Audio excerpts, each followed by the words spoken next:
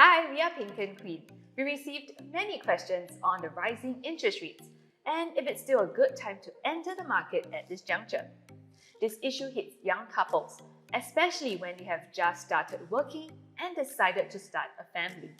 Today, we will be talking about why it still makes sense to purchase a home despite a pricier home loan.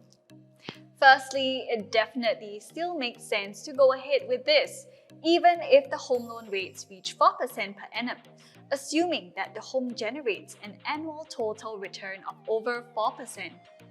Take for example, if the home is able to generate a rental net yield of 2% and capital gain of 2% per annum, the annual total return will be over 4%.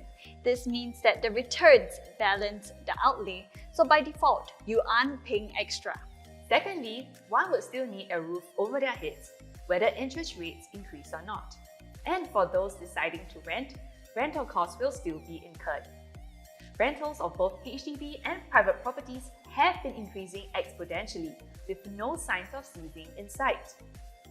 One may stand close to the monthly repayment amount, or even exceed this amount. So instead of saving money on the higher interest rates, one may end up paying even more on rental instead. When one buys a home, one owns an asset which can appreciate over time. Instead of helping the landlord pay for his installment, one is making payment towards his asset, which would eventually bear fruit in the long term. Also, you're able to use your CPF funds to service a home loan but not rental repayments. Thirdly, even if home loan rates here hit 4% per annum or more, rates may not stay at such high levels over prolonged periods of time. Central banks increase interest rates to counter high inflation. Once inflation rates come down, central banks will readjust interest rates. It is never their intention for economies to be hit with recession.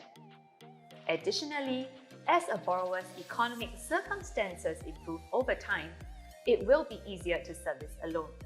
Of course, due diligence has to be put in place with regards to expenses and emergency funds.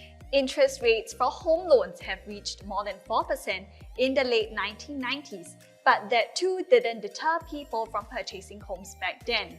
Instead of focusing on the higher interest rates, it was a form of forced savings. Ask anyone who bought assets back then, and they won't tell you that they regretted paying extra for the highest interest rates. Instead, they will tell you that they regretted not purchasing more assets. So is this a threat or opportunity? Very often, reframing the situation will bring about new perspectives. If you are feeling confused and are uncertain what your next step should be, feel free to contact Pink and Queen for a discussion, and we look forward to assisting you with your real estate journey. Thank you for watching. Do remember to like and share our video.